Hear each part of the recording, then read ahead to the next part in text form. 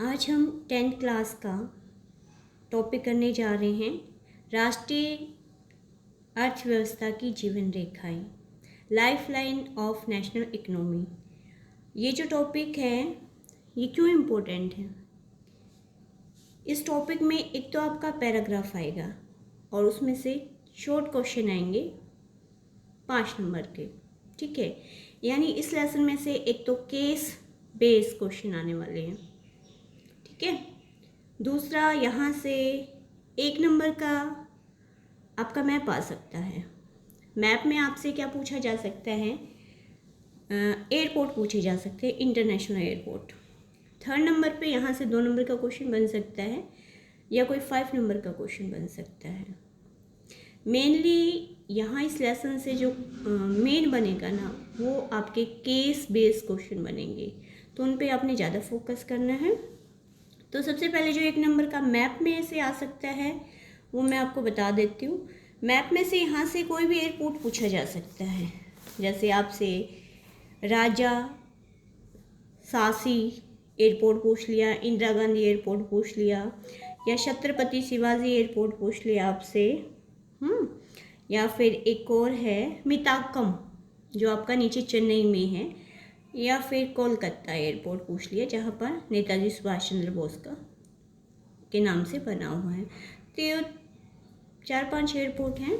तो मैं आपको थोड़ा सा पहले बता दूँ, तो सबसे पहले मैप ड्रा करना पड़ेगा, थोड़ा सा हल्का सा बता देती हूँ मैं आपको, ठीक है। देखिए, ये ऊपर आपका जम्मू कश्मीर है,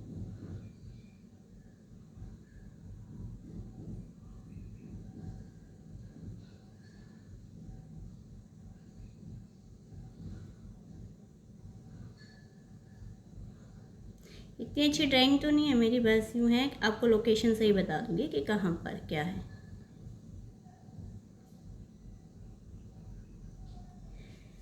ओके, ये आपका यहाँ पर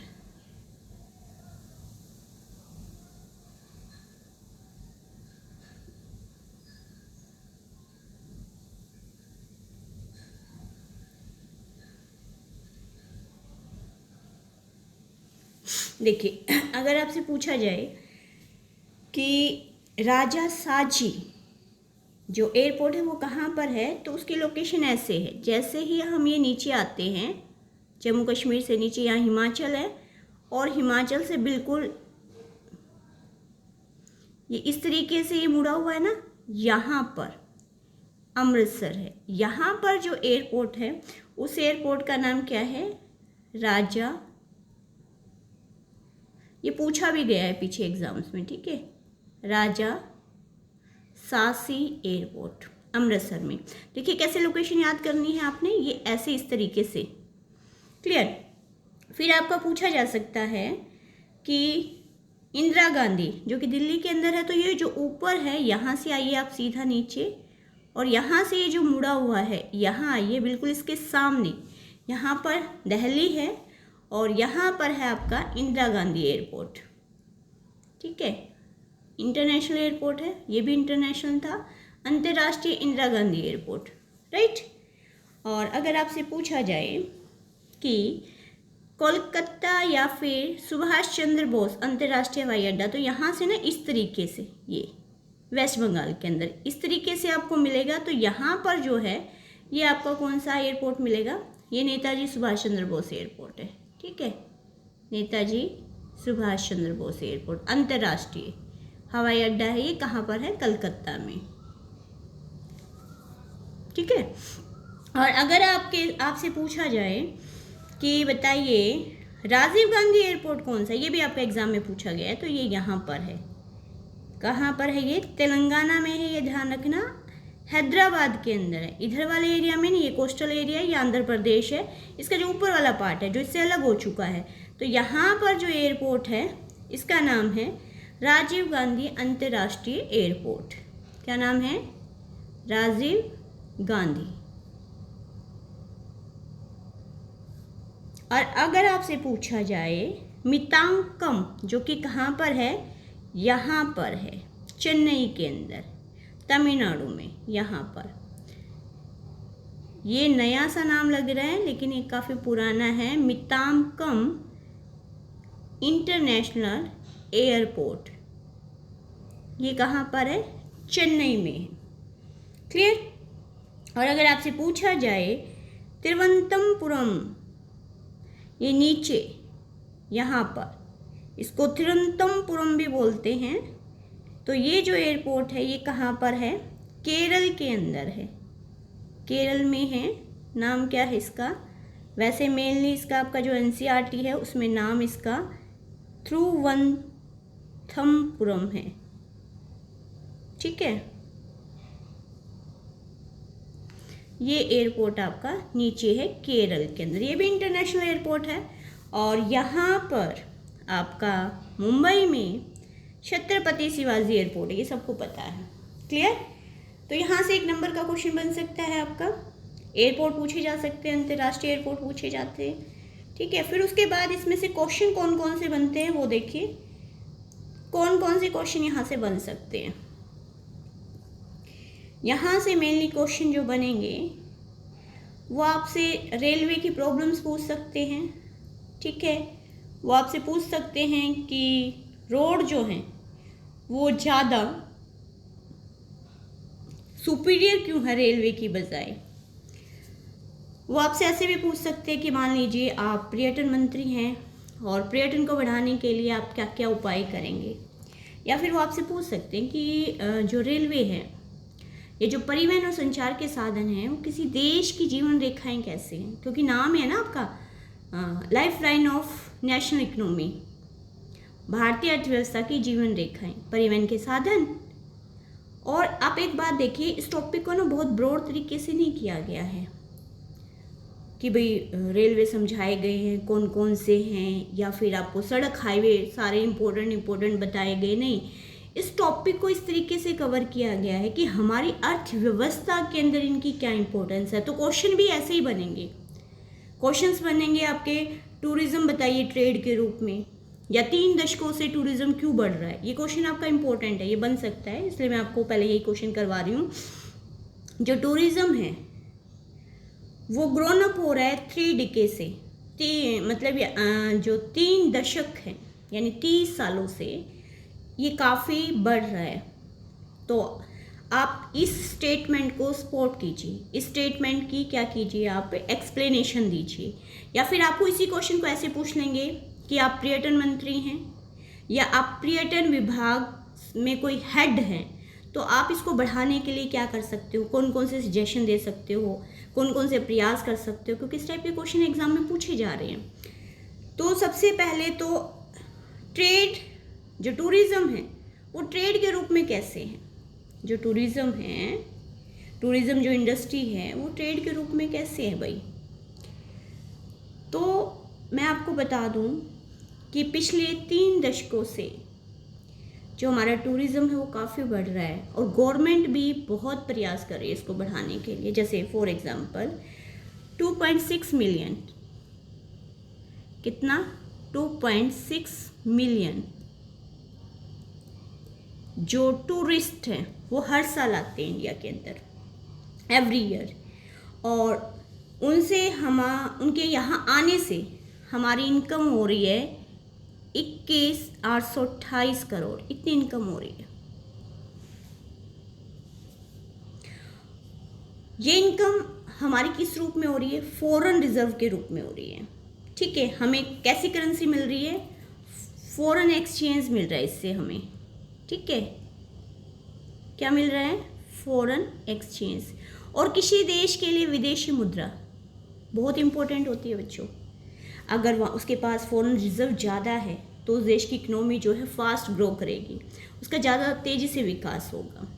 ठीक है, दूसरा पॉइंट क्या है कि इसी के अंदर टूरिज़्म के अंदर कितने लोग इंक्लूड है? 1.5 मिलियन जो लोग हैं वो टूरिज़्म में इंक्लूड है।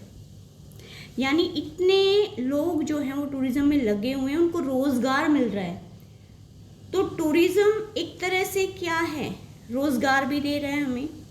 ठीक है, तीसरा पॉइंट क्या, हमारी गवर्नमेंट क्या कर रही है आजकल, जैसे नॉर्थ ईस्ट के स्टेट हो गए, हिमाचल प्रदेश हो गया आपका, इधर ये तो नॉर्थ का है, और नॉर्थ ईस्ट के अंदर अरुणाचल प्रदेश हो गया, सिक्किम हो गया, इनको ना एक टूरिज्म हब के रूप में विकसित कर रहे हैं। टूरिज्म हब के रूप में अभी जम्मू कश्मीर पे काफ़ी सारा पैसा खर्च किया गया है ताकि पर्यटन को बढ़ावा दिया जाए और सरकार की ज़्यादा से ज़्यादा क्या हो, इनकम हो। इसके अलावा जब यहाँ पर या हमारे देश के अंदर भी हम एक दूसरे स्थान पर पर्यटन के रूप में जाते हैं लोग, तो वो एक दूसरे के कल्चर से कनेक्ट होते हैं। ठीक है, तो थर्ड पॉइंट क्या हो सकता है इसमें कि हैंड एंड क्राफ्ट को बढ़ावा मिलता है, और किसी देश के अंदर अगर हैंड एंड क्राफ्ट को बढ़ावा मिलेगा तो उस देश की इकोनॉमी का विकास होगा, उस देश के कुटीर उद्योगों का विकास होगा, और विदेशी भी यहाँ पर आते हैं, उन चीज़ों को खरीदते हैं, दूसरे देशों में भी उनकी डिमांड होगी कि नहीं होगी। ठीक है, फोर्थ पॉइंट क्या आता है कि कनेक्टिविटी बढ़ती है, कल्चर एक्सचेंज होता है।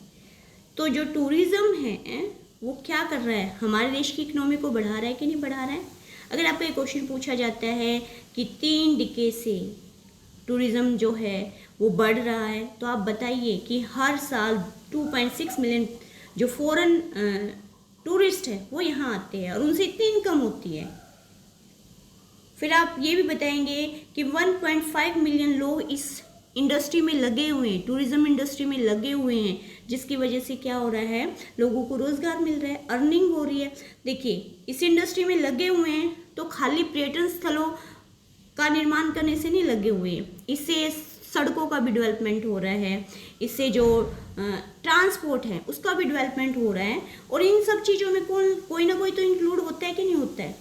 तो रोज़गार मिलना किसी देश के अंदर वो देश की इकोनॉमी को स्ट्रॉन्ग बनाता है कि नहीं बनाता है। तो ये पॉइंट आपने बता देने हैं। ठीक है, कनेक्टिविटी का बताना है, इंटीग्रेशन को बढ़ावा देता है, क्योंकि एक स्थान से दूसरे स्थान पर हम जाते हैं, एक दूसरे की संस्कृति को समझते हैं और उन लोगों को भी अच्छे से समझते हैं, और हैंडक्राफ्ट को भी बढ़ावा देता है, रोज़गार भी प्राप्त होता है। तो ये सारे पॉइंट आपने बताने हैं। और अगर आपसे क्वेश्चन ऐसे पूछ लिया जाए कि आप एक पर्यटन मंत्री हो तो आप क्या करोगे, जैसे अभी देखिए अभी हमारी सरकार ने क्या क्या किया है, तो आप वही चीज़ें बता सकते हो। अभी एक परियोजना चली है जिसका नाम है अमृत परियोजना। जितने भी ऐतिहासिक स्थल हैं उनको क्या किया जा रहा है, उनका रिकंस्ट्रक्शन किया जा रहा है, वहाँ पर टेक्निक उपलब्ध करवाई जा रही है, वहाँ सेफ्टी के रूल बनाए जा रहे हैं, वहाँ वाटर फैसिलिटी या दूसरी जो फैसिलिटी है वो प्रोवाइड करवाई जा रही है।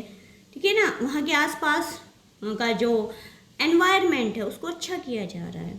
तो एक पर्यटन विभाग के अध्यक्ष के रूप में या मंत्री के रूप में आपका काम क्या है, आप क्या करोगे, लोगों के लिए एक स्कीम लेके आओगे। जैसे अभी बहुत सारे स्टेट के अंदर ये स्कीम आई है कि जिनकी एज 60 से ऊपर है उन व्यक्तियों को टूरिज्म पैकेज मिलेगा, वो बहुत सस्ता होगा और उसमें बहुत सारे शहरों को घुमाया जाएगा। इससे क्या बेनिफिट होगा, एक तो लोग एक दूसरे के कल्चर से कनेक्ट होंगे, दूसरा इनकम होगी सरकार की, थर्ड क्या हो गया, हमारे जो ऐतिहासिक मोनूमेंट्स हैं उनको बढ़ावा मिलेगा, उससे सरकार को अर्निंग होगी। तो ये सारी बातें आप बता सकते हैं। ठीक है, तो ये क्वेश्चन आपका 2 मार्क्स में पूछा जा सकता है, 3 मार्क्स में पूछा जा सकता है। ठीक है, उसके बाद आपका क्वेश्चन पूछा जा सकता है, कौन सा क्वेश्चन पूछा जा सकता है, मास कम्युनिकेशन से क्वेश्चन पूछा जा सकता है कि मास कम्युनिकेशन जो है उसकी इम्पोर्टेंस बताइए, क्या इम्पोर्टेंस है मास कम्युनिकेशंस की। ठीक है, और उसमें आपको इस तरीके से पूछा जा सकता है कि विद एग्जाम्पल बताइए। ठीक है, 2 आपने क्या देने हैं, 2 एग्जाम्पल देने हैं मास कम्युनिकेशन के। तो सबसे पहले आपको ये पता होना चाहिए मास कम्युनिकेशन क्या होता है और पर्सनल कम्युनिकेशन क्या होता है। ठीक है, दोनों के बारे में पता होना चाहिए। तो मास मतलब जनता, राइट, मास मतलब ज़्यादा से ज़्यादा पीपल, और कम्युनिकेशंस का मतलब एक स्थान से दूसरे स्थान पर विचारों का आदान प्रदान, वस्तुओं का आदान प्रदान। ठीक है, उसको हम क्या बोलते हैं, मास कम्युनिकेशन बोलते हैं। क्लियर। लेकिन पर्सनल कम्युनिकेशन में क्या होता है कि हम पर्सनल करते हैं एक व्यक्ति से दूसरे व्यक्ति तक, और मास में क्या होता है जब हमें कोई विचार, कोई इन्वेंशन, ठीक है, कोई आइडिया हमें एक ही समय में बहुत लोगों तक पहुंचाना है, तो उसको हम क्या बोलते हैं, मास कम्युनिकेशन बोलते हैं। ठीक है, और मास कम्युनिकेशन जो होता है वो केवल इंटरटेनमेंट तक से सीमित नहीं होता, वो कंस्ट्रक्टिव रोल प्ले करता है। कंस्ट्रक्टिव रोल का मतलब क्या है, मास कम्युनिकेशन एक ऐसा मीन्स है जिसके माध्यम से हमें क्या पता चलेगा, सरकार की पॉलिसियों के बारे में पता चलेगा कि हमारी गवर्नमेंट क्या कर रही है। वो कैसे पता चलेगा भाई? आपको फ़ोन करेगी क्या?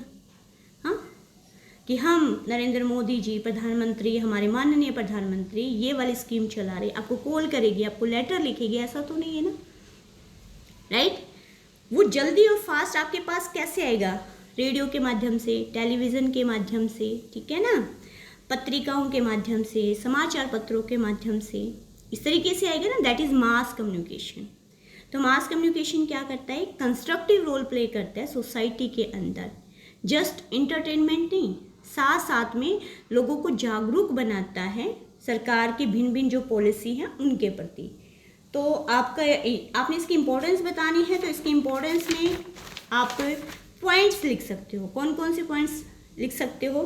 फर्स्ट तो आप ये बताओगे कैसा रोल प्ले कर रहा है? कंस्ट्रक्टिव रोल प्ले कर रहा है, राइट? फर्स्ट पॉइंट में आप क्या बताओगे? कैसा रोल प्ले कर रहा है? कंस्ट्रक्टिव रोल प्ले कर रहा है। सेकेंड आप क्या बताओगे? पीपल्स को अवेयर कर रहा है, ठीक है।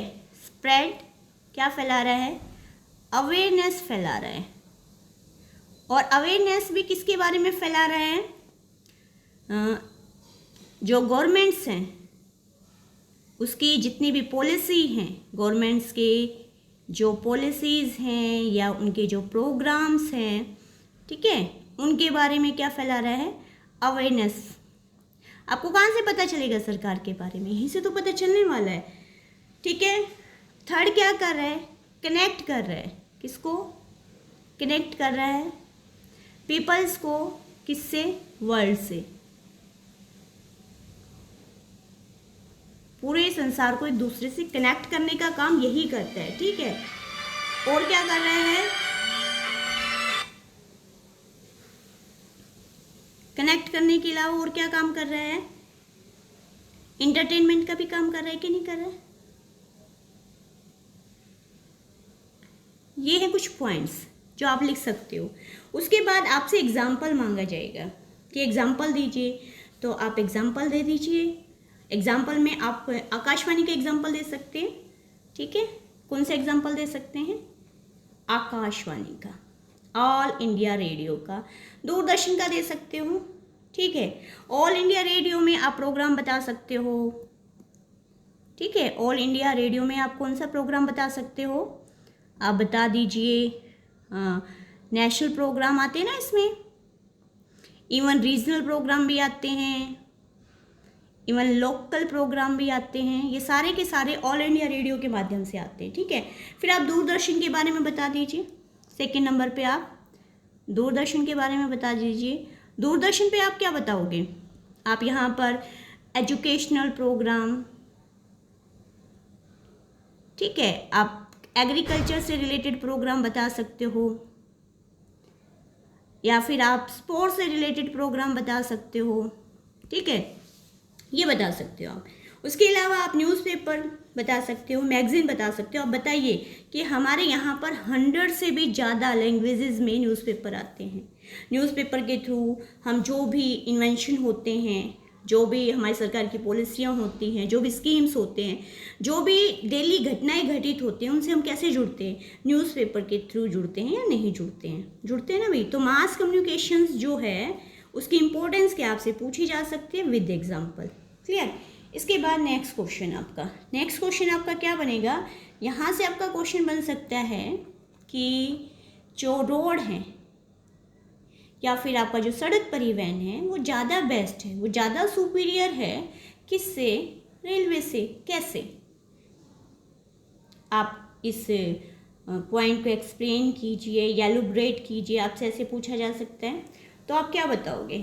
क्वेश्चन कैसे बनेगा आपका कि roadways still have an edge over railway in India support the statement with example. Example के साथ आपने बताना है कि कैसे। तो देखिए बेटे, जो रोड होता है ना, उसकी एक तो जो कंस्ट्रक्शन की कॉस्ट होती है वो लो होती है, सबसे पहला पॉइंट, ठीक है। क्या होगी? कंस्ट्रक्शन जो कॉस्ट होगी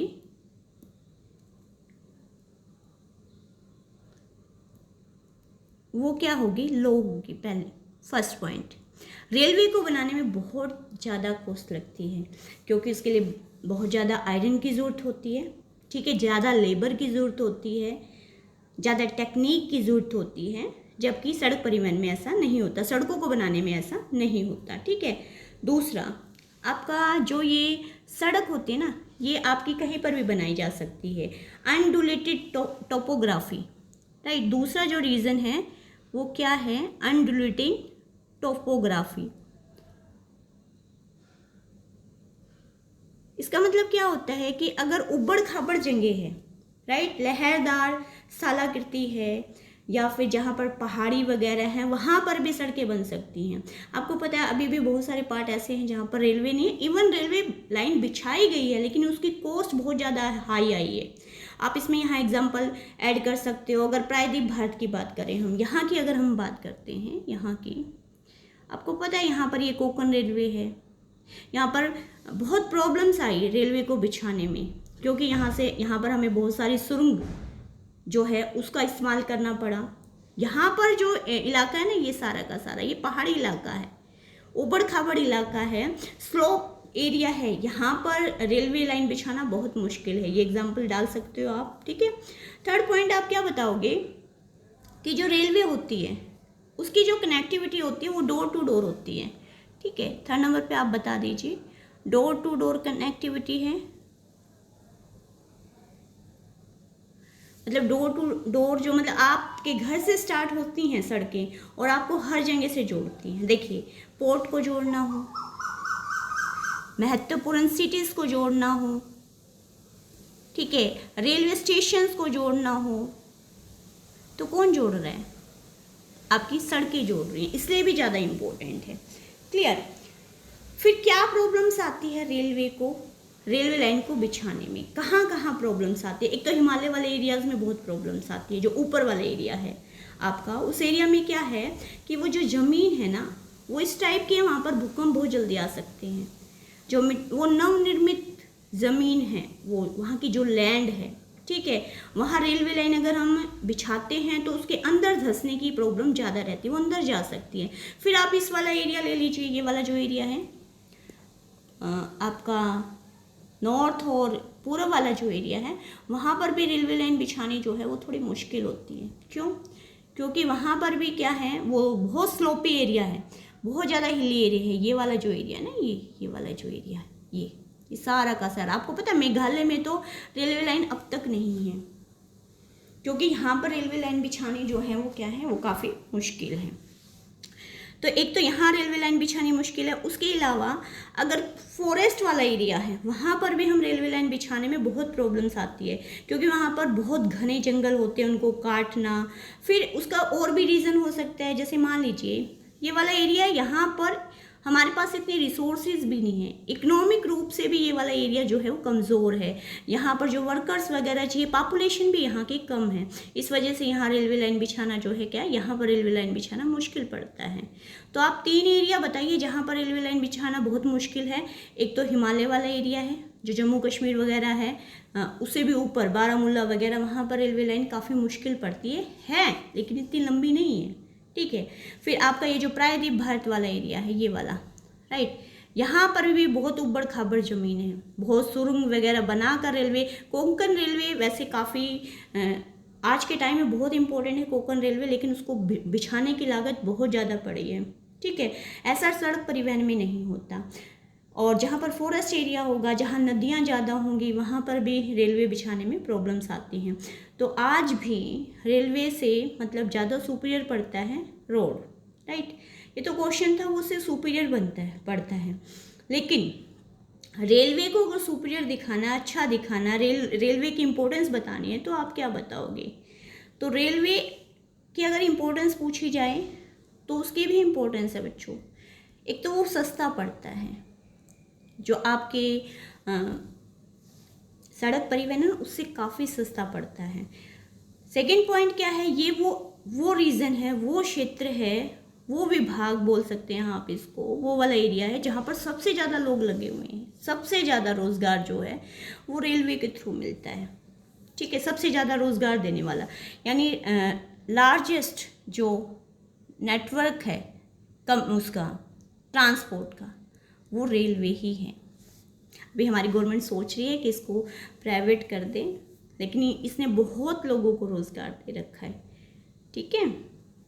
थर्ड पॉइंट आप क्या बता सकते हो कि जो भारी सामान है वो इसके थ्रू, आपको पता है रॉ मटेरियल भी, तेल लेके जाना हो, फल सब्जियां लेके जाने हो, अभी तो आपको ऐसी ऐसी रेलें स्टार्ट हो गई हैं, जैसे स्पेशल यूपी के अंदर एक ट्रेन स्टार्ट की गई जो स्पेशल ताज़ा सब्जियों के लिए, मतलब उसके अंदर कोल्ड स्टोर भी हैं, किसानों की आय को बढ़ाने के लिए चलाई गई है वो ट्रेन। इसके अलावा ऐसी ऐसी ट्रेन्स हैं जो कुछ ही समय में लंबी दूरियां बहुत जल्दी कवर कर लेती हैं, जो रोड के थ्रू नहीं की जा सकती। तो ऐसा नहीं है कि इसके सिर्फ ये मुश्किल है, लेकिन बेनिफिट देने वाला भी है। लेकिन फिर भी इसके सामने प्रॉब्लम्स आती है। अगर आपसे प्रॉब्लम पूछी जाए तो मेनली प्रॉब्लम्स क्या है, यही है, हिली एरियाज़ में इनको बिछाना मुश्किल है। अच्छा, एक प्रॉब्लम यहाँ चोरियाँ भी होती है, ये भी आप लिख सकते हो। थर्ड प्रॉब्लम क्या है कि बहुत सारे जो व्यक्ति होते हैं कई बार बिना टिकट के इसमें यात्राएं करते हैं। ये आपके केस वाले जो क्वेश्चन आएंगे ना, वहाँ छोटे छोटे क्वेश्चन पूछे गए हैं, इसलिए मैं आपको बता रही हूँ। बिना टिकट के अगर उसमें यात्रा करेंगे तो उससे गवर्नमेंट का नुकसान होगा। और एक और प्रॉब्लम, कई बार बिना रीज़न के ही चैन खींच देते हैं, इससे जो रेल के अंदर जो टेक्निक लगी होती है ना, उसको बहुत नुकसान पहुंचता है। तो ये प्रॉब्लम फेस करनी पड़ती है किसको, रेलवे को। तो बाकी जो क्वेश्चन है वो नेक्स्ट वीडियो में करेंगे। ठीक है।